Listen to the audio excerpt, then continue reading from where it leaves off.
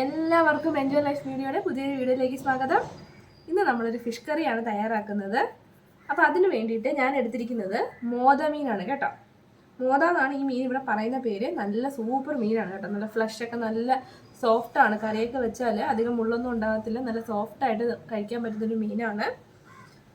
അപ്പോൾ ഞാൻ എടുത്തിരിക്കുന്നത് മോത മീനാണ് കേട്ടോ. നിങ്ങൾക്ക് നല്ല ദശ കട്ടിയുള്ള ഏത് മീൻ വേണമെങ്കിലും നമുക്ക് ഈ കറി തയ്യാറാക്കാൻ വേണ്ടി എടുക്കാം.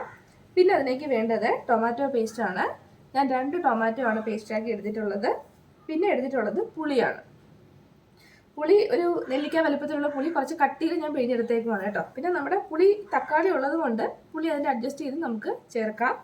പിന്നെ നമുക്ക് വേണ്ടത് പച്ചമുളക്, ഒരു 5-6 പച്ചമുളക് ചെറുതായിട്ട് മുറിച്ചത്, കുറച്ച് വെളുത്തുള്ളി, ഒരു ചെറിയ കഷ്ണം ഇഞ്ചി. പിന്നെ നമുക്ക് വേണ്ടത് 2 സവാള ചെറുതായിട്ട് കൊത്തിയരിഞ്ഞതാണ്. ഇത്രയും സാധനങ്ങളാണ് നമ്മുടെ ഫിഷ് കറിക്ക് പ്രധാനമായിട്ടും വേണ്ടത്. അപ്പോൾ ഇനി എങ്ങനെയാണ് നമുക്ക് കറി തയ്യാറാക്കുന്നതെന്ന് നോക്കാം. അപ്പം നമ്മുടെ മീൻകറി തയ്യാറാക്കാനായിട്ട് നമുക്ക് ആദ്യം ഒരു അരപ്പ് തയ്യാറാക്കി എടുക്കണം. അതിനുവേണ്ടി നമ്മൾ എടുത്ത് വെച്ചിട്ടുള്ളത് വെളുത്തുള്ളിയും ഇഞ്ചിയും പച്ചമുളകും ഇല്ലേ, അതൊക്കെ നമുക്ക് മിക്സിയിലിട്ടൊന്ന് അടിച്ചെടുക്കണം. ഞാൻ ഒരു ജാറ് വെച്ചിട്ടുണ്ട്. അതിലേക്ക് ഇതൊക്കെ നമുക്കൊന്ന് ഇട്ട് കൊടുക്കാം. പച്ചമുളക് നമ്മുടെ എരിവിനനുസരിച്ച് എടുക്കാം കേട്ടോ. ഒരുപാട് എരിവൊന്നും വേണ്ടെങ്കിൽ ഒരു 2-3 ഒക്കെ എടുത്താൽ മതിയാവും. ഇനി ഇതിലേക്ക് നമുക്ക് പൊടികൾ ചേർത്ത് കൊടുക്കാം. ഒരു 1/4 ടീസ്പൂൺ മഞ്ഞൾപ്പൊടി,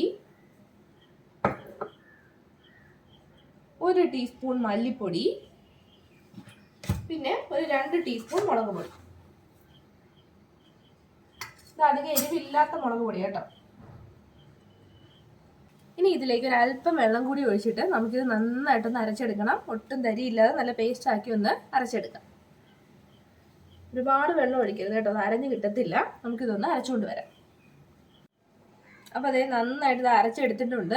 ഇതുപോലെ ഒട്ടും തരിയില്ലാതെ നല്ല പേസ്റ്റ് ആക്കി എടുക്കണം കേട്ടോ. നമ്മൾ ഒരുപാട് വെള്ളം ഒഴിച്ചാൽ അത് അരഞ്ഞ് കിട്ടത്തില്ല. അപ്പോൾ കുറച്ച് മാത്രം ഒരു അതിൻ്റെ പകുതിയോളം മാത്രം വെള്ളം ഒഴിച്ചിട്ടൊന്ന് അരച്ചെടുക്കാം. ഇത് ഇത്ര ആദ്യം ചെയ്ത് വെച്ചിട്ട് വേണം നമ്മൾ കറി തയ്യാറാക്കാൻ തുടങ്ങാൻ. ഇനി നമുക്ക് കറി ഉണ്ടാക്കാം. അപ്പം നമ്മുടെ കറി ഞാനിന്ന് തയ്യാറാക്കുന്നത് ഇരുമ്പ് ചട്ടിയിലാണ് കേട്ടോ. സാധാരണ മൺചട്ടിയിലല്ല, ഇരുമ്പ് ചട്ടിയിലാണ്.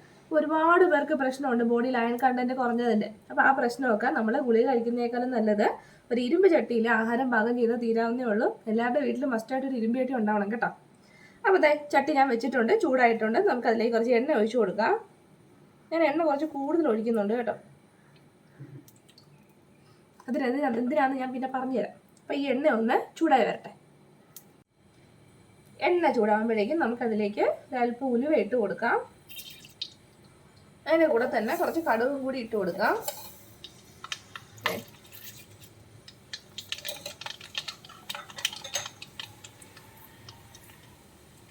അത് രണ്ടും നന്നായിട്ട് പൊട്ടി വരുമ്പോഴത്തേക്കും നമ്മൾ അരിഞ്ഞു വെച്ചിട്ടുള്ള സവാള ഇല്ലേ, അത് നമുക്ക് ഇതിലേക്ക് ചേർത്ത് കൊടുക്കാം.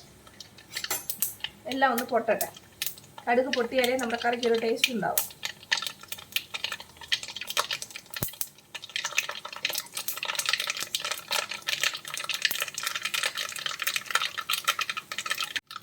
നമുക്കിതിലേക്ക് അരിഞ്ഞു വെച്ചിട്ടുള്ള സവാള ചേർത്ത് കൊടുക്കാം.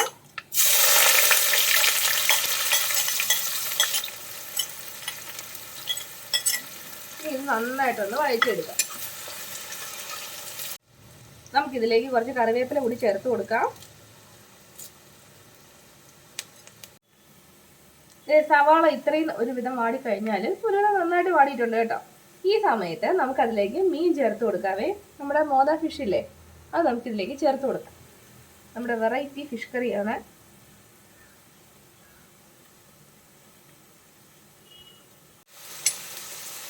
ഇതൊക്കെ നമുക്കൊന്ന് ചെറുതായിട്ടൊന്ന് ഫ്രൈ ആയിട്ട് കിട്ടണം. ഒരുപാടിട്ട് ഇളക്കരുത് കേട്ടോ, പൊടിഞ്ഞു പോകും. ചെറുതായിട്ടൊന്ന് ഫ്രൈ ആയിട്ട് വന്നാൽ പിന്നെ പ്രശ്നമില്ല, അത് പൊടിഞ്ഞൊന്നും പോകത്തില്ല. നമുക്ക് അങ്ങനെ തന്നെ കിട്ടും. ഈ സമയത്ത് നമ്മുടെ മീൻ പിടിക്കാൻ വേണ്ടിയിട്ട് ഒരല്പം ഉപ്പ് നമുക്ക് അതിൻ്റെ മേലേക്ക് ഇങ്ങനെ വിതറി കൊടുക്കാം. നമ്മുടെ മീനൊക്കെ കണ്ട് ഏകദേശം ഒരു ചിക്കൻ നമ്മളിട്ട് കറി വെക്കുന്ന പോലെ ആയില്ലേ, ഫ്രൈ ചെയ്യുന്ന പോലെ ആയില്ലേ. അപ്പോൾ ഈ സമയത്ത് നമ്മൾ ചേർത്ത് കൊടുക്കേണ്ടത് നമ്മൾ അരച്ച് വെച്ച അരപ്പില്ലേ, അത് നമുക്കിതിലേക്ക് ചേർത്ത് കൊടുക്കാം. അത് രണ്ടും കൂടി കിടന്ന് നന്നായിട്ടൊന്ന് മിക്സായിട്ടൊന്ന് മുരിഞ്ഞ് വരട്ടെ. ഇപ്പോൾ വെള്ളമൊന്നും ചേർക്കണ്ട കേട്ടോ, അരപ്പ് മാത്രം നമ്മൾ ഇട്ട് കൊടുത്താൽ മതി. നമ്മൾ 2 തക്കാളി അടിച്ച് വെച്ചില്ലേ, ഒട്ടും വെള്ളം ചേർക്കാതെ അടിച്ചാണ്. അതും കൂടി നമുക്കിതിലേക്ക് ചേർത്ത് കൊടുക്കാം. ഇത് രണ്ടും കൂടി ഇതിനകത്ത് കിടന്ന് നന്നായിട്ടൊന്ന് മുറിഞ്ഞ് മിക്സായിട്ട് വരട്ടെ. ഞാൻ ആദ്യമേ പറഞ്ഞില്ലേ നമ്മൾ എണ്ണ കുറച്ച് കൂടുതൽ ഒഴിക്കണമെന്ന്. ഇതിന് വേണ്ടിയിട്ടാണ് നമ്മൾ ആദ്യമേ കുറച്ച് എണ്ണ ഒന്ന് കൂടുതൽ ഒഴിക്കുന്നത്. തക്കാളിയൊക്കെ നന്നായിട്ടൊന്ന് മുരിഞ്ഞ് എണ്ണയൊക്കെ തെളിഞ്ഞ് വരണം കേട്ടോ, അല്ലെങ്കിൽ അതിനൊരു പച്ച കുത്തലുണ്ടാവും, എപ്പോഴും ഒരു ചെവ ഉണ്ടാവും. നന്നായിട്ടൊന്ന് മുരിഞ്ഞ് വരട്ടെ അതിനകത്ത് കിടന്ന്. നമുക്ക് ഈ സമയത്ത് കുറച്ച് ഉപ്പും കൂടി ചേർത്ത് കൊടുക്കാം. നേരത്തെ ഒരു അല്പം മാത്രമേ നമ്മൾ ചേർത്ത് കൊടുത്തിട്ടുള്ളൂ, കുറച്ച് ചേർത്ത് കൊടുക്കാം, മീനിലൊക്കെ ഒന്ന് പിടിക്കട്ടെ. ഇനി പതിയെ ഒന്ന് ഇളക്കി കൊടുത്താൽ മതി കേട്ടോ, മീനൊന്നും പൊടിഞ്ഞു പോരുത്. ഏകദേശമൊക്കെ ഡ്രൈ ആയിട്ട് വരുന്നുണ്ട്. ഒരുപാടൊന്നും നമ്മൾ ഇളക്കി കൊടുക്കരുത്, പൊടിഞ്ഞു പോകും. നന്നായിട്ട് എണ്ണയൊക്കെ തെളിഞ്ഞ് നമ്മുടെ തക്കാളി പേസ്റ്റൊക്കെ നന്നായിട്ട് മുരിഞ്ഞ് വന്നിട്ടുണ്ട് കേട്ടോ. ഇനി നമ്മൾ അതിലേക്ക് പുളി ചേർത്ത് കൊടുക്കുക. നമ്മൾ നേരെ നല്ലതായി കുറുകുറ നല്ല പിഴിഞ്ഞ് വെച്ചിരിക്കുന്ന പുളിയാണ്. നമുക്കതിലേക്ക് ആവശ്യത്തിനുള്ള പുളി ചേർക്കാം. കുറേശ്ശെ ചേർത്ത് കൊടുത്താൽ മതി കേട്ടോ. ആദ്യം നമുക്കൊരു 2 ടീസ്പൂൺ ചേർത്ത് നോക്കാം, എന്നിട്ട് നോക്കാം. പുളി ഇല്ലെങ്കിൽ പിന്നെ നമുക്ക് ഒഴിച്ചു കൊടുക്കാം കേട്ടോ. ഒന്ന് മിക്സ് ചെയ്ത് കൊടുത്തിട്ട് നോക്കുക. പുളി കുറവാണെങ്കിൽ നമുക്ക് ഒഴിച്ചു കൊടുക്കാവേ. നമുക്ക് അവസാനമായിട്ട് അതിലേക്ക് കുറച്ച് തേങ്ങാപ്പാൽ, അധികം വെള്ളം ചേർക്കാത്ത കുറച്ച് തേങ്ങാപ്പാൽ മാത്രം നമുക്ക് ഇതിലേക്കൊന്ന് ഒഴിച്ചു കൊടുക്കാം.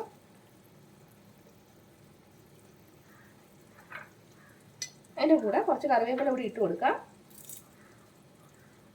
നമ്മുടെ നാടൻ കറിവേപ്പില കേട്ടോ, വീട്ടിലെ കറിവേപ്പിലയാണ്. ഇനി നമുക്കൊന്ന് മിക്സ് ചെയ്ത് കൊടുക്കാം. തേങ്ങാപ്പാൽ ചേർത്താൽ പിന്നെ അധികം തിളപ്പിക്കേണ്ട ആവശ്യമൊന്നുമില്ല കേട്ടോ. ജസ്റ്റ് ഒന്ന് തിള വന്നാൽ മതി.